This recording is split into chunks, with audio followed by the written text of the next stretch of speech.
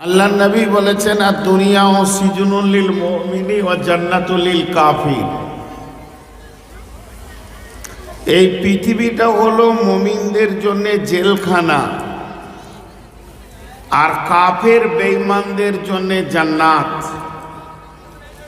মুমিনদের জন্য জেলখানা আর কাফের বেঈমানদের জন্য এই দুনিয়াটা কি জান্নাত।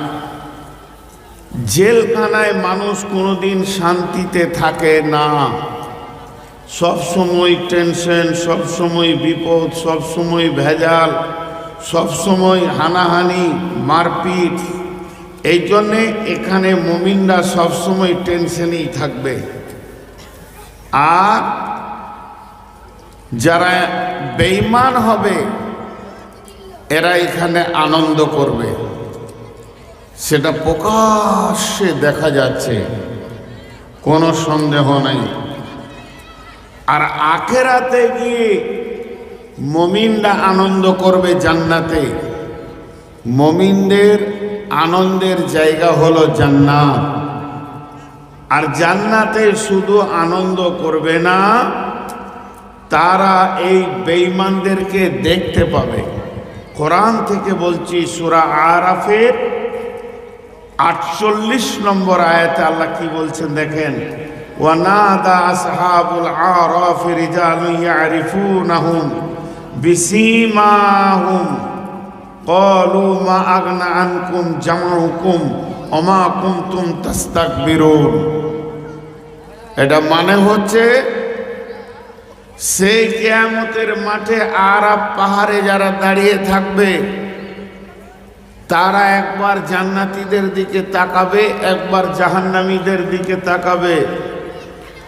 যখন জান্নাতীদেরকে তাকাবে তখন বলবে আসসালামু আলাইকুম, ভাই তোমাদের উপরে আল্লাহ শান্তি বর্ষিত হোক, আমরা ঢুকতেও পেছি না, আমরা টেনশনও মুক্ত হচ্ছি না। আর জাহান্নামীদেরকে যখন দেখবে তখন বলবে রব্বানা লা তাজআলনা মাআল কওমিজ জালিমিন, হে আল্লাহ তুমি এই জালেমদের দলভুক্ত আমাদেরকে করিও না। যে জাহান্নামের দিকে তাকিয়ে থাকতে থাকতে থাকতে থাকতে দেখতে পাবে যারা পৃথিবীকে জ্বালিয়ে বেঈমানি করেছে তারা কি হালাতে রয়েছে।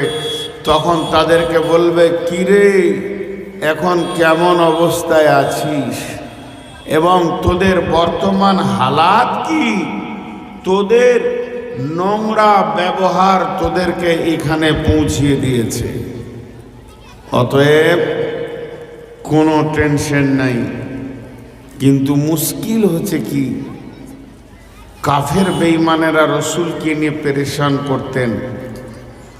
কোন যুগে মুসলিমরা পেরেশানিতে নাই বলে দেন?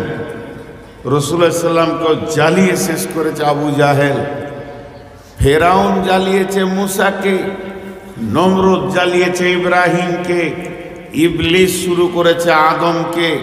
ইবলিস আজও বেঁচে আছে, ও এখনো থাকবে, আর কিয়ামত পর্যন্ত থাকবে, আর মুমিনদের বিরুদ্ধে লোককেও সোচ্চার করবে।